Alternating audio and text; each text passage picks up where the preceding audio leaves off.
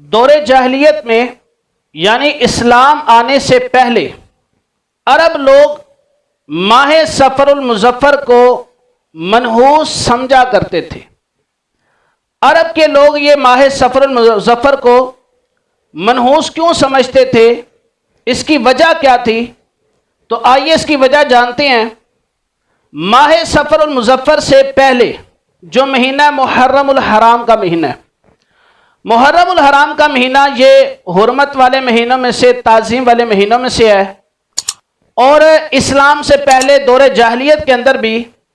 اس محرم الحرام کے مہینے میں قتل و غارت گری اور اسی طرح چوری اور لڑائی جھگڑے جنگیں،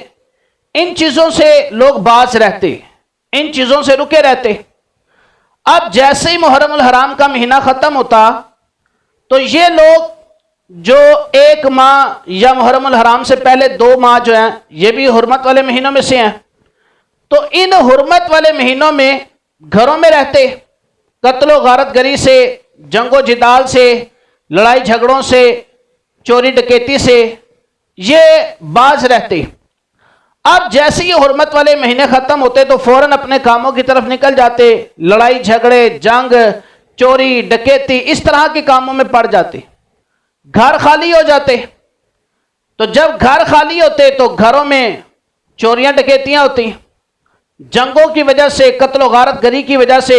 گھروں سے جنازے اٹھنا شروع ہو گئے۔ اب لوگوں نے یہ سمجھا کہ جیسے ہی صفر المظفر کا مہینہ آتا ہے تو لڑائی جھگڑے، قتل و غارت، جنازوں کا اٹھنا، گھروں کے اندر بے سکونی بے چینی کا ہونا اور گھروں کے اندر چوریوں کا ہونا، وہ یہ سمجھنے لگے کہ شاید جیسے ہی سفر کا مہینہ آیا یہ کام ہوئے تو سفر کا مہینہ منحوس ہے، کیونکہ اس مہینے میں یہ معاملات ہوتے ہیں۔ اب وہ دور جاہلیت کے جو لوگ تھے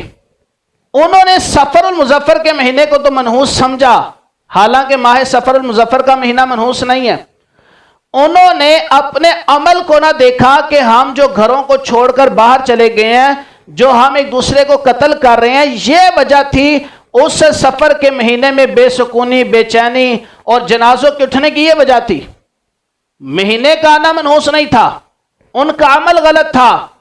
اپنے عمل کو درست کرنے کے بجائے، اپنے عمل کی اصلاح کرنے کے بجائے مہینے کو منحوس کہہ دیا، اور اس وقت سے لے کر آج تک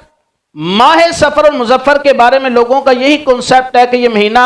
منحوس ہوتا ہے، اس میں لوگ شادی بیاہ سے، دیگر کاموں سے جو ہے وہ رکے رہتے ہیں۔ نبی کریم صلی اللہ تعالی علیہ وسلم نے آپ نے ارشاد فرمایا، جب آپ نے دیکھا کہ لوگ ماہ صفر المظفر کے بارے میں اس طرح کا نظریہ رکھتے ہیں تو نبی پاک علیہ السلام نے فرمایا، بخاری شریف کے اندر حدیث ہے، فرمایا لا سفرہ، یعنی ماہ صفر المظفر میں کوئی ایسی بات نہیں ہے کہ جو اس مہینے میں کوئی منحوس ہونے والی بات ہو، مہینہ منحوس ہو۔ فرمایا لا سفرہ، ایسی کوئی بات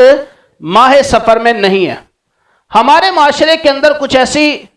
چیزیں پائی جاتی ہیں، کچھ ایسی مثالیں موجود ہیں کہ ہم لوگ ان چیزوں کو اپنے لیے منحوس سمجھ رہے ہوتے ہیں، ان چیزوں سے بدشگونی لیتے ہیں۔ بدشگونی کا مطلب اپنے لیے اسے برا سمجھ لینا، اپنے لیے اسے نقصان دہ سمجھ لینا۔ جیسے بلی کے رونا، رات کے وقت کتے کا بھونکنا، نئی نویلی دلہن گھر میں بیاہ کر آئے اور گھر کا خاندان کا کوئی فرد فوت ہو جائے تو لوگ سمجھتے ہیں کہ شاید یہ عورت منحوس ہے جس کی وجہ سے گھر کا کوئی بندہ فوت ہو گیا۔ اسی طرح نئی نئی شادی ہو اور خاوند اگر فوت ہو گیا تو اس عورت پر جو جوانی میں بیوہ ہو گئی اسے منحوس ہونے کا اس پر لیبل لگ جاتا ہے۔ اسی طرح ہمارے معاشرے کے اندر اگر کسی خاتون کے صرف بیٹیاں پیدا ہوتی ہوں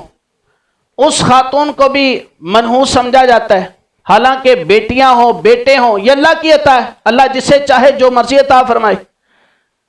اسی طرح بہت چھوٹا بچہ، دودھ پیتا بچہ ہو،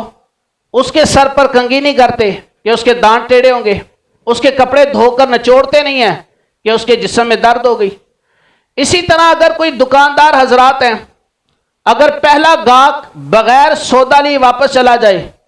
تو سمجھتے ہیں کہ آج تو برکت ہی نہیں ہوگی۔ تو اس طرح کی جو مثالیں ہمارے معاشرے کے اندر پائی جاتی ہیں، کوئی حاملہ خاتون ہو تو کوئی فوتگی کا موقع ہو، میت ہو، تو حاملہ خاتون کو میت کے پاس نہیں آنے دیتے کہ وہ بچہ جو ماں کے پیٹ میں ہے اس پر برا اثر پڑے گا۔ تو اس طرح کی چیزیں جو ہمارے معاشرے کے اندر پائی جاتی ہیں، ان چیزوں کا اسلام سے کوئی تعلق نہیں۔ اسلام ان چیزوں کی اجازت نہیں دیتا۔ اسلام غیر شرعی، غیر اخلاقی رسومات سے، ناجائز رسومات سے منع کرتا ہے، اور نبی پاک صلی اللہ تعالی علیہ وسلم نے اور صحابہ کرام نے ان رسومات کو جہاں تک ممکن ہوا ختم فرمایا، لیکن آج ہمارے معاشرے کے اندر کئی ایسی رسم و رواج پائی جاتی ہیں جس کی وجہ سے ہمیں پریشانی کا سامنا رہتا ہے۔ تو ہمیں چاہیے کہ ہم ان رسموں سے بچیں، اسلامی تعلیمات پر عمل کریں، اپنے قرآن اور حدیث میں جو لکھا ہے، جو اس کی تعلیمات ہیں، اس پر جب ہم عمل کریں گے تو انشاءاللہ ہم ان پریشانیوں سے محفوظ رہیں گے۔ اور ایک جملہ ہمیشہ یاد رکھیے گا، انشاءاللہ آپ کو بدشگونی سے بچنے میں کافی معاون ہوگا۔ تو یاد رکھیں وہ جملہ یہ ہے کہ ہوتا وہی ہے جو منظور خدا ہوتا ہے۔ جب تک اللہ کی رضا نہیں ہے، اللہ کی طرف سے منظوری نہیں ہے، نہ کوئی چیز نقصان پہنچا سکتی ہے، نہ کوئی چیز نفع پہنچا سکتی ہے۔ اللہ رب العزت مجھے آپ کو عمل کرنے کی توفیق نصیب فرمائے، آمین، بجاہ نبی الامین صلی اللہ علیہ وسلم۔